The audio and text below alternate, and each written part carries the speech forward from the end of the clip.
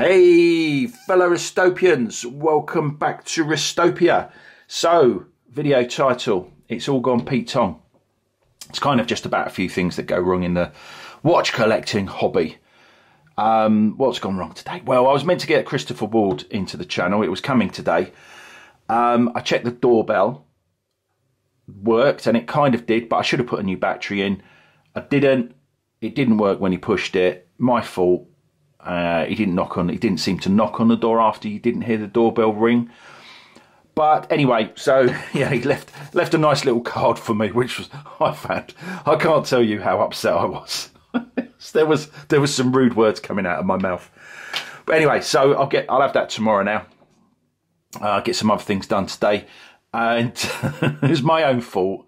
I should have put a battery in it ages ago. Coulda, woulda, shoulda. Talking of putting batteries in things, I then for some reason opened my G-Shock box, and I noticed that this wasn't like going to the correct time. Our hand's moved since I've. Is it because I'm shaking it? No, I don't know. And it's flashing charge, and I thought, oh, it's solar powered. I've just put it in the G-Shock box for some reason. Again, user error. I forgot it was. Well, I didn't forget it was solar powered. I just never kept it out in the light. But yeah, I've done it before. I've got my Citizen over there the same thing happened to. I now leave all the solar watches out in direct sunlight. There's no need for them to be in a box. I think this was in a box just because it was part of the G-Shock box, and they look really cool all next to each other. I actually haven't worn this I haven't worn this since I bought it, which is a real shame. Not sure. There's a few reasons why, but I just haven't. I absolutely love it. I do love a big divey, sort of ruggedy, manly looking watch. Look at that. Look at all those red bits. Yeah, and I didn't even know this unscrews. How cool is that? Let's get it up there. How cool is that? It unscrews and it pops out, and then once it's out, you might be able to hear that. It's clicking. It's like doing things. I haven't got a clue what that does, but I'm going to find out. I'm going to charge this up. Isn't that a fantastic crown? It looks like the sort of nuclear. I'm a bit worried about screwing it back in, but I'm sure I'll do it. But it's a G-Shock. I can't break it, can I? Oh, isn't that crown gorgeous? Oh, what a gorgeous watch. Why have I never spent any time with this? That's criminal. Probably because it's a bit complicated. But yeah, so I'm going to leave this out on display. I've also got my camera, my light in a different position. I haven't been checking for reflection, actually. It will reflect. Even though it's one of those circular lights that's not meant to sort of reflect, but it still does. So I'll have to keep an eye on that. So yeah, so the setup is improving. It's a little bit of a test for tomorrow when the Christopher Ward comes. When Christopher comes round to play. But yeah, it's been quite good, really, that I've got this out. So I'm having battery issues today, really. So I am. Do you pull the crown out on your quartz watches? That's another thing. I do. You can't do that on a G-Shock, so they're all just sitting in the box, ticking away. I'm going to have to change the batteries. I don't think changing the batteries are that easy. So that'll be fun. Maybe I should. I mean, I don't want to give the problem to someone else, but maybe two of the G-Shocks, the British Army and the RAF one. So the Mudmaster British Army and the I can't think what the other one's called, but it's the RAF version. I kind of bought them as kind of investments. The only watches that I've bought really with any slight investment kind of thought to them. In other words, they were bought to be sold. But I don't really want to sell them. But yeah, maybe I'll have a look. I'll have a look, see if they. I'll probably try and sell them if they go for a significant amount of money and someone else can enjoy them. I will sell them if they're not worth particularly more than I paid for. Well, they will be worth more than I paid for them because I did get a deal on both of them. As with this one, I think this was this double deal. I can't remember. I think I got double discount on this. But I do love it. Look at everything about it. Look at that. I mean, I'm not too keen on those screws there actually, but it is what it is. I don't like exposed screws. I'm not sure why they had to use screws. Surely they could have used something else. Maybe they're too small and they just had to be screws. Anyway, I digress. I'm going to get the instructions out. Well, I'll probably just look online. It's easier. I'm going to let this charge up, and I'm going to wear it. I'm going to wear it in anger. This wasn't meant to be babied.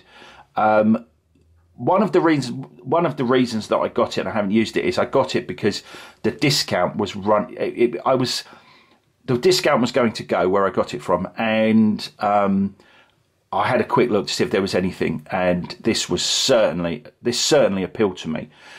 So I bought it, but I just haven't got around to wearing it. It's probably one of the only watches I've ever done that with. I bought it and not, well, other than watches I've bought like the RAF and the British Army, other than ones that I've intended not to wear. This is probably the only one that I've never really worn. I don't know if I've even worn this out, but I will be wearing it. What have I got on my wrist? So I've got a pitch manoeuvre to show off the new light position, or check it out, see how it's working. So I've got my Longines Zulu time. I do think the Zulu time, let's make sure you can see that blue dial. I do think it is one of the best blue dials on a watch. What have I had on the channel? What am I comparing it to? I think it's better than a Rolex Oyster Perpetual Blue. I think it's, I'm trying to think what other, I don't know, I just think it's one of, maybe I won't go as far as, I think it's better than the Rolex Oyster Perpetual. There you go. I just think it's a stunning dial. It's a little bit Christopher Ward. It's the C60 that I've ordered, and that's got a very thin bezel track, as does the Zulu time. It's got a nice bezel action. It's a, what's that going to be? 48 click. It's going to be a 48 click. Is that right? 12, is it 24? No, it's going to be 24, isn't it? Yeah, 24 click bezel action. I'm not sure. I do know a bit about watches, trust me. But yeah, it's clicking once every half an hour. No, it's an hour, once every hour. I'm getting really confused. I should count this and then start again. But yeah, it's quite you know, it's a chunky bezel action. Yeah, GMTs confuse me. I don't use them in anger. They're really just to have the colourful GMT hand, and just because I might like the actual watch itself. Yeah, I never really used them, so I have to think about it. I'd have to think about it before I used it as a GMT. But I do like the fact that it's not an overly clicky bezel, so it has big jumps. It has big jumps. Yeah, lovely watch. It's got the Christopher Ward C60-esque thin bezel track, but I'll show you that. I'll probably do the video and upload tomorrow. I had my Tissot, because I've got a couple of watches actually that I'm going to have to compare it to, because of things that certain people have said. But well, yeah, I won't spoil that. We'll do that tomorrow. You know, one of them, I think, you know, a value watch for me is the Tissot Gentleman. So I've got this out to compare, one of the watches to compare it to. I do think this is a lovely feeling. This feels quality to me for the money. You know, it's punching above its you know, they've gone up in price since I bought this one, but I think they're still probably really, well, I do think they're really good value. They were just better value when I bought this. But you know, you're going to get a discount, aren't you? So shop wisely. Speaking of Solars, because yeah, where's it gone? I stupidly did all my other solars are out, or you know, out in the sun. I knew this was a solar, but I just don't know why. I don't know why I've been so unkind to this beautiful watch. But I'm going to leave it out, let it charge up, and then I'm going to wear it in anger. This was actually, I found this the other day. This was I mentioned that this is the only watch I've bought and never really worn, unless I intended not to wear it, such as a Moonswatch. This is actually another one that I did wear this one. This was my first solar.